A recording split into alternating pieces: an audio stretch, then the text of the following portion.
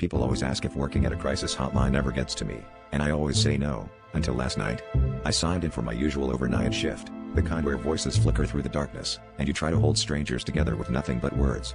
But from the very first ring, something was wrong.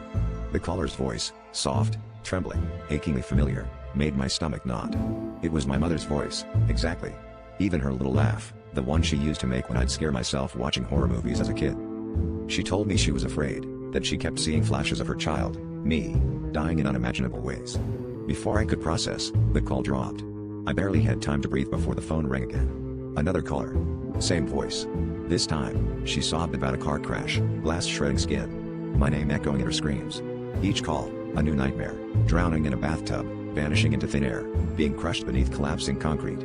I kept asking for their names, their locations, anything, but all I got was my mother's voice, describing my death, over and over. Every detail felt so real, so intimate, like memories I'd forgotten. Between calls, I checked the line log, desperate for a rational explanation. The record said there were no incoming calls.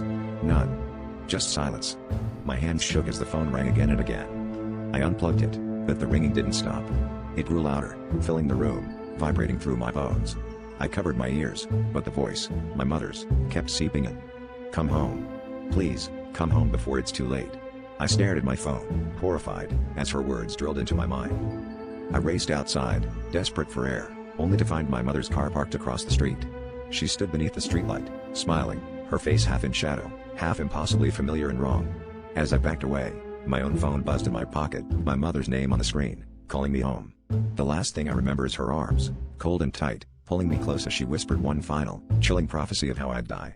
The line at the hotline keeps ringing, but now it's my voice on the other end, begging someone, anyone, not to answer.